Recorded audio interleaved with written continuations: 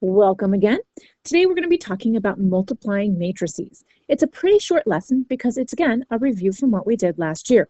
For those of you who haven't had it, you might want to look through the book a little bit more. It explains a little bit more about matrices and what the dimensions need to be in order to multiply matrices, so you might want to just double check in the book for that. But here's the review, shortly, of using matrices. I would like you to do these by hand and not use the calculator. We will discuss in class how to set it up and put these into the calculator, but I'm thinking that this might be on a section of a non-calculator portion, just so you know how to multiply matrices without the calculator. Well, without the graphing calculator.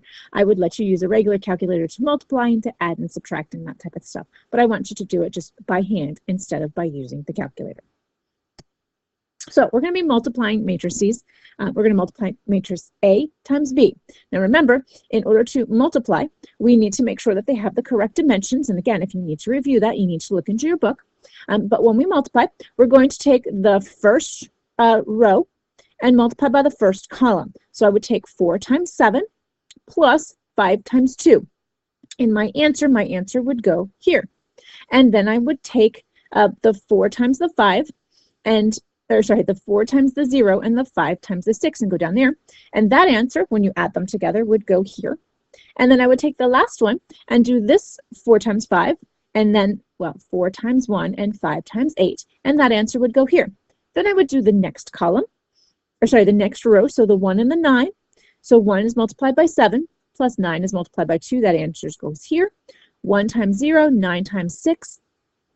And I'm adding those. And that answer goes there. 1 times 1 plus 9 times 8, that answer goes here. And negative 6 times 7 plus negative 3 times 2 goes here. And negative 6 times 0 plus negative 3 times 6 goes here. And negative 6 times 1 plus negative 3 times 8 goes here. And then all of our answers would be in a matrix, just like that. So if you look on the next slide, I'll show you all of the work for how I did that. And then we'd have our final answer. So there it is, all of the things that I just said, shown all of the work, and then you would do all of your math, and when you do all of your math, you would end up with the matrix that has the final answer with a dimension of 3 by 3. It's pretty easy, as long as you remember that you're going across the row for the first matrix and down the column for the second matrix, and then just go on from there for as many different columns and rows as you have. Of course, I could make it more difficult, slightly, by giving you more items in the matrix, but other than that, the only thing I could do is give you a word problem. So we're talking about football. It's that time of year. We're talking about field goals and 2-point conversions and all that other stuff. So read that.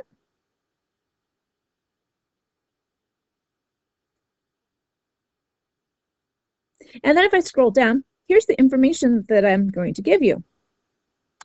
I give you the touchdowns, the field goals, the extra point, and then the 2 points if they get them. And then these are the different teams. So I want to know what team scored the most points. So I could multiply these two matrices. But if I look, I can't multiply in the form that's given to me right now, because that means I would have to multiply the 6 times the 27, the 3 and the times the 24, and the 1 times the 21, but oh geez, what would I do with that 2? So that's not going to work. So instead what I need to do is I need to sort of imagine flipping these around and taking the 27 times the 6 and then going down and just rearranging the order.